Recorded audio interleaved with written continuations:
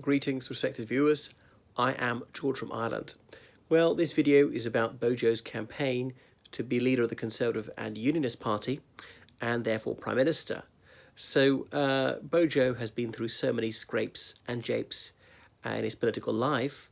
Of course, first elected to Parliament in 2001, and he was a well-known figure as a very gifted journalist prior to that, and has made frequent appearances on this satirical news programme called Have I Got News For You? And that's how he first won the public's hearts.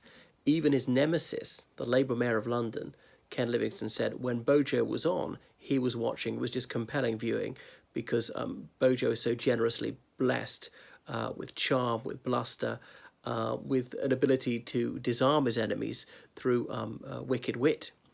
But there's been a nasty ruction. There's been a rock in the road for his campaign. Supposedly, the night before last, he had a blazing row with his girlfriend, and the shrieking was tearing the skies, such that his neighbours were worried, and they called the police, and snatches of what was supposedly said about, like, get out of my flat, were printed in the press. Was this true? Did the neighbours really hear that? And if they did, has it been accurately reported? I don't know. So the police came round, they spoke to the occupants of the flat, presumably BoJo and his girlfriend, and the police said no action needed to be taken, we left. I mean, that woman could have left the flat. I mean, if he was really kicked out, he should go. And by the way, if you're in somebody's flat, even if you're in an intimate relationship with them, if they tell you must leave the premises, then you've got to do so immediately. So it made me think, is there even a conspiracy? Are they trying to smear him with this? I'm not sure. So his girlfriend, she was a journalist, and her father indeed was editor of the Independent newspaper. She's 31, so she's something like, oh my God, 25 years younger than him. She's only a bit older than Boris Johnson's eldest daughter, who's 26. So BoJo is keeping stum about this.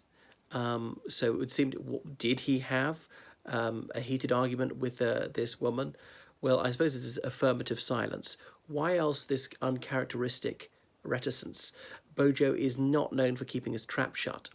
Now, he knows he can be his own worst enemy, and that's why he's trying to be very disciplined, be on message, to keep the media arm's length. Just like in 2008, he's reprising that strategy when he won the mayoralty of London, is to play it safe. So long as he doesn't do anything stupid, this is his for the taking.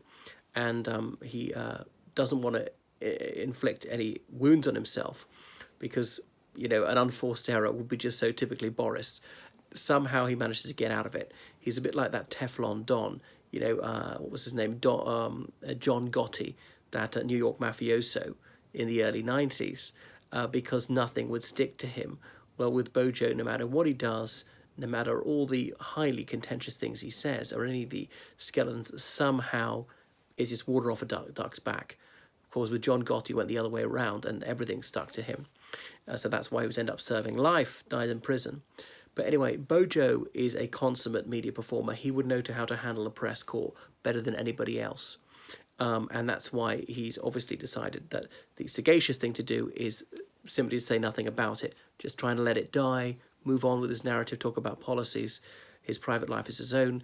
Well, Boris Johnson's private life could charitably be called colourful, unusual, untidy, let's say, because he has never once committed fidelity. He just doesn't do monogamy, and some people will find that winsome.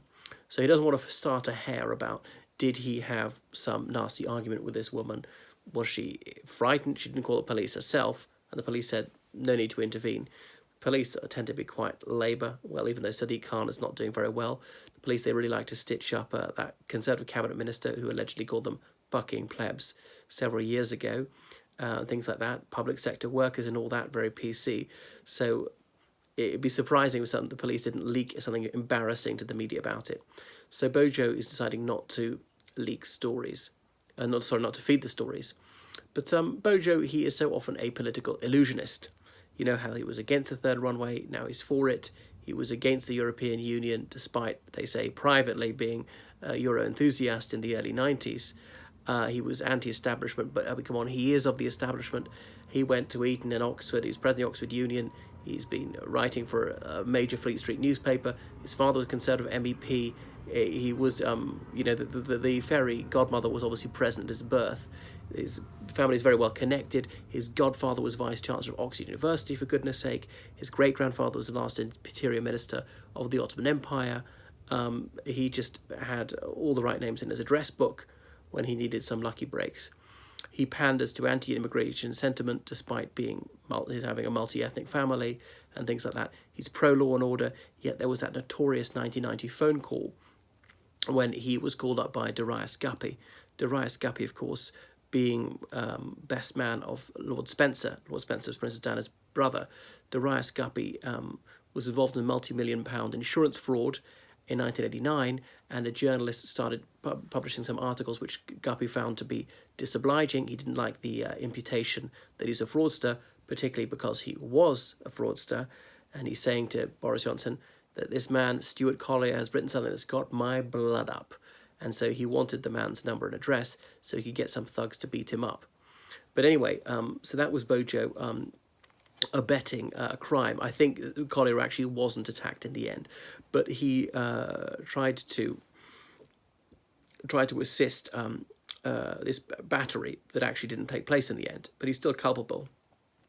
But BoJo is an escapologist and will somehow turn this crime, although he was never actually prosecuted for it, into a mere jape.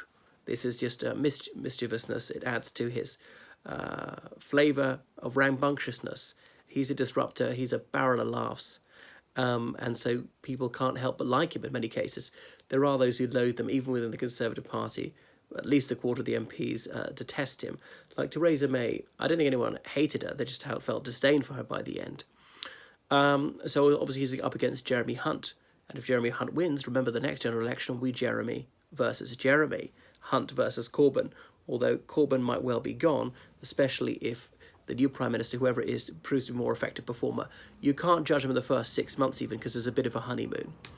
But they both have unworkable plans on Brexit. What is going to happen? But Boris, one of his aces, is that he says that he's a hardline Brexiteer, always has been, and campaigned for Leave, whereas Jeremy Hunt campaigned for Remain.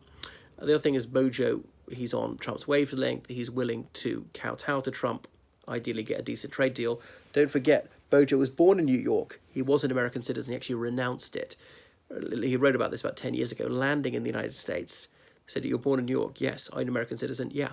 So do you have your American passport? No, I'm traveling my British one. And he disliked the way they wanted to insist that as an American, he arrive at his American passport. But anyway, this battle for the Conservative leadership is like the head boy versus the class clown. So Boris Johnson, I didn't know him in his school days. I've only met him a few times.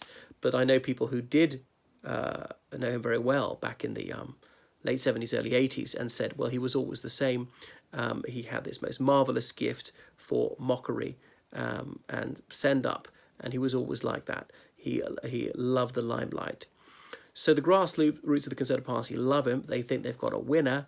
He is their star. And when it comes to Brexit, well, he's going to win hands down. About 85% of Conservative members, they want Brexit no matter what. They'll take the consequences. So he's bound to give them that hard Brexit, so be it, if needs be. So he's got amiability on his side. He's just such an affable chap. Hunt is a bit on the serious side, but perhaps that's what you wanted a Prime Minister. You don't necessarily want someone for sheer entertainment value.